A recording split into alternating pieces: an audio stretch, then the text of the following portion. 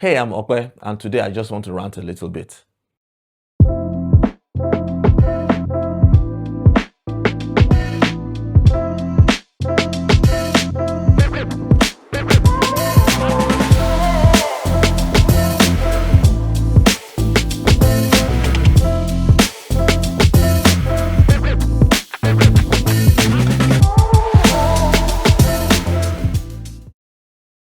So here we are again. The days are stretching, but not in a good way.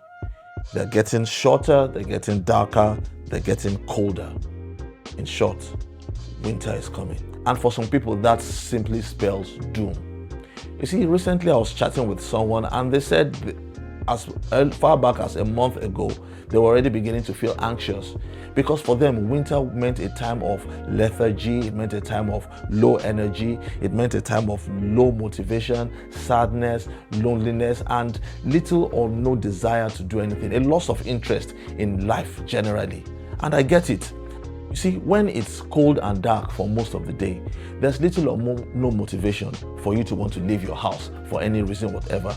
Going to church, going to see people just suddenly doesn't seem as exciting as it used to be. But because we were wired for connection, because we were created to be social beings, our inability or loss of interest in being able to do that begins to take its toll. And it begins to express in things like depression, loss of motivation. It begins to show up in things like fears, anxiety, and in extreme cases, a loss of the will to even keep going. And suicide sometimes follows this. However, like every problem known to man, there is a solution. Now, this is usually the part where we'll begin to talk about practical tips like go outside a little more, sit beside a window, spend more time with friends and family, join a social support group, take your vitamin D supplements and all of that. And trust me, they are good. All those things are good. As a matter of fact, I practice many of them. However, I believe there's something fundamentally deeper that needs to be addressed. Canon J. John puts it this way. He says that the heart of the human problem is the problem of the human heart. And a certain ancient book whose wisdom has guided billions of people for generations puts it this way. It says that the spirit of a person will sustain him in a time of sickness.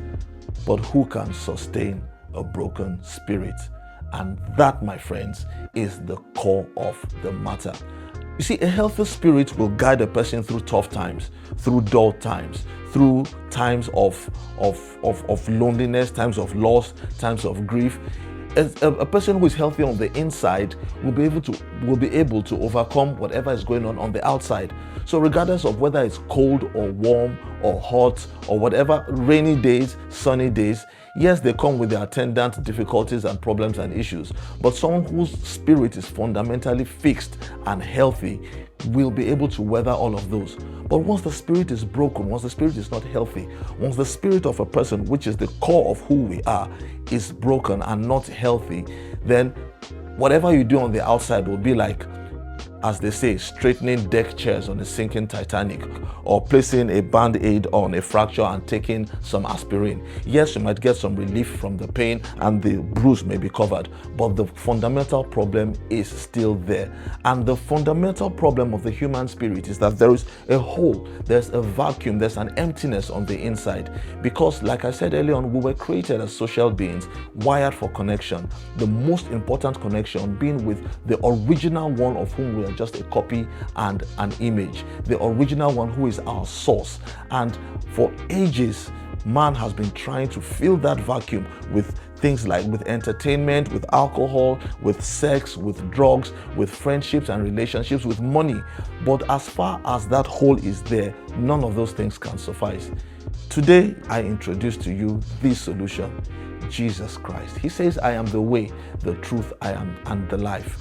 He is the way to the Father. He's the way to fulfillment. He's the way to the satisfaction that you're looking for on the inside. He is the truth that you are greater than that problem, the truth that you will make it, the truth that there is hope for a better tomorrow. He is the life that transcends even what sickness can snuff out of you, the life that transcends what we see here, the life that goes on and on and on. He said, I came that you may have life and that you might have it eternally, that you might enjoy eternal life.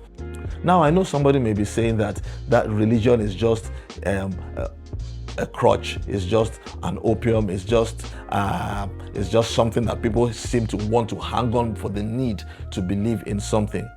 I recently did an Instagram post about the positive effects of going to church, and regular church attendance has been linked with longer life, healthier choices, better ability to deal with adverse situations. And so if you call that a crutch, well, I think dealing with depression, anxiety, and fear during winter months sounds like a broken leg to me. And if you need that crutch, it is readily available to you. And actually, that has given me an idea for my second rant. Like this video, subscribe to the channel, and you'll be notified when that comes out. Happy winter.